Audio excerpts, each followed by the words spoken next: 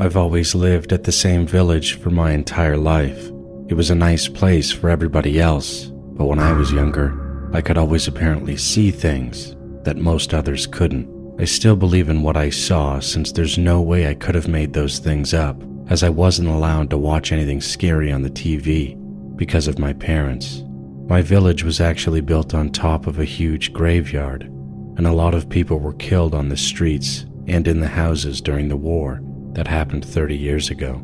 I constantly had nightmares and heard voices, but nobody believed me. The scariest experience I ever had has to be the time that I was walking my dog. He was a basset hound and a gentle giant that would never hurt a fly. My house is near a big forest and near a river.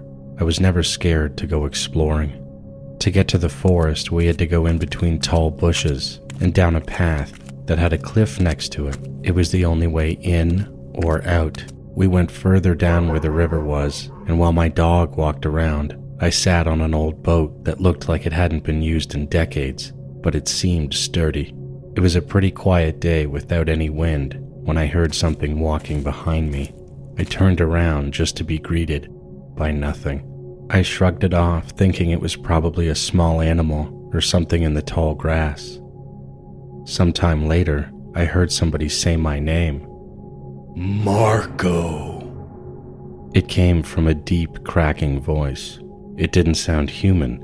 I jerked my head to where I thought I heard it, and I saw a tall, humanoid figure without a head and two glowing red eyes that seemed to be on its chest. I knew I wasn't imagining it because even my dog was barking at it. When I saw it, I turned my head, pretending there was nothing. Usually that was the best working option for me in previous paranormal experiences, but it continued. Marco. Every few seconds, I decided to keep pretending I saw nothing and got my dog to go back up. I started walking with a normal pace so I don't look suspicious, but it didn't stop. Marco. Marco. Every few steps, I turned around to look at my dog, secretly looking at where the creature was, and he seemed to continue hugging behind trees, following me.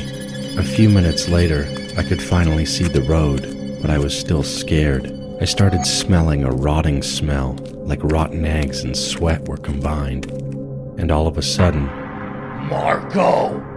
It screamed my name. Me and my dog started sprinting towards my house. When we finally got there, I shut and locked the door and peeked out of the windows. It stood behind a tree in front of my neighbor's house and just vanished. I was shaken and waited for my parents to tell them what had happened. Of course, they didn't believe me. They never did when I told them these crazy stories.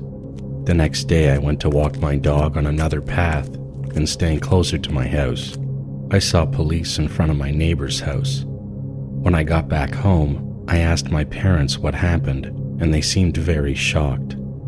Turns out the neighbor stabbed his wife and fell into the river and drowned.